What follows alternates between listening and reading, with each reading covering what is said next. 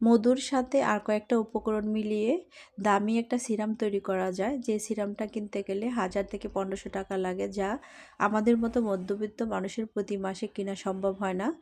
তো এখানে আমি বড় 1 চা চামচ মধু নিয়ে নিয়েছি। তো এখানে আমি আরও নিব হচ্ছে ভাতের চাল।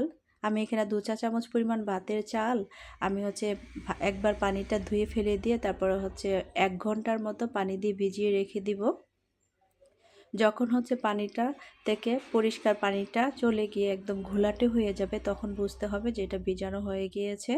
তো এই তো আমি পানিটা দিয়ে দিচ্ছি। তারপরে হচ্ছে এখান থেকে আমি যতটুকু পানি লাগবে ততটুকু পানি নিয়ে নিব, 1 চা চামচ অথবা 2 চা চামচ।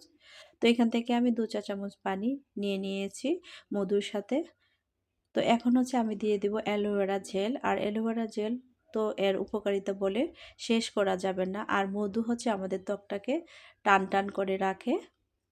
একটু বয়স হলেই দেখবেন ছেলে বা মেয়ে সবারই কিন্তু হাসি দিলে পরে চোখের নিচে কুঁচকায়া যায় এবং কথা বলতে গেলে কপালের উপর দিকে ভাঁজ পড়ে যায়। তো মধু কিন্তু ত্বকটাকে একদম টান টান করে। তো এখন হচ্ছে আমি দিয়ে দিচ্ছি রোজ ওয়াটার। এই রোজ ওয়াটার বাজারে যে কোনো দোকানে কিনতে পাওয়া যায়, অল্প খরচে কিন্তু মানে অল্প টাকা খরচ করে কিন্তু এরকম একটা দামি সিরাম তৈরি করে নিতে পারবেন। তো এখানে আমি পানি মানে অ্যালোভেরা জেলটা দিয়ে রোজ ওয়াটার দিয়ে দিচ্ছি অল্প একটু। তারপরে হচ্ছে আমি এতে দিয়ে দিব 2টার মতো ক্যাপসুল। ক্যাপসুল হচ্ছে আমাদের ত্বকটাকে ফর্সা করে, আর চাল বা চালের পানিও কিন্তু আমাদের ত্বককে ফর্সা করে। তো সব কিছু মিলিয়ে একটা নাইট সিরাম তৈরি হতে চলছে। তো এখন আমি ভালোভাবে মিক্সড করে নিয়েছি, দেখবেন সিরামের ঘনত্বটা ঠিক এরকমই হয়।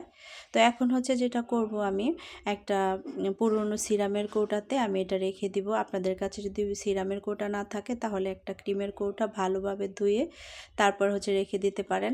আর বাচ্চাদের যে ড্রপগুলো থাকে না, সেই ড্রপগুলো ওষুধ শেষ হয়ে গেলে তারপরে ওই ড্রপগুলো দিয়ে ব্যবহার করতে পারেন, অথবা হাতে নিয়েও কিন্তু ব্যবহার করা যায়। তো এই তো আমি এটাকে ভালো করে মিক্সড করে এখন হচ্ছে ওই পুরনো সিরামের কৌটাটা ভালোভাবে ধুয়ে নিয়েছি। তো এটার মধ্যে আমি পুরোটা নিয়ে নিয়েছি। এটা নর্মাল ফ্রিজে রেখে ব্যবহার করতে হবে। তো যতদিন যাবে ততদিনই নর্মাল ফ্রিজে রেখে ব্যবহার করে নিতে পারেন, কারণ এতে চালের পানিটা যেহেতু আছে সেই জন্য। তো ভিডিও ভালো লাগলে লাইক কমেন্ট শেয়ার করে দিবেন। আল্লাহ হাফিজ।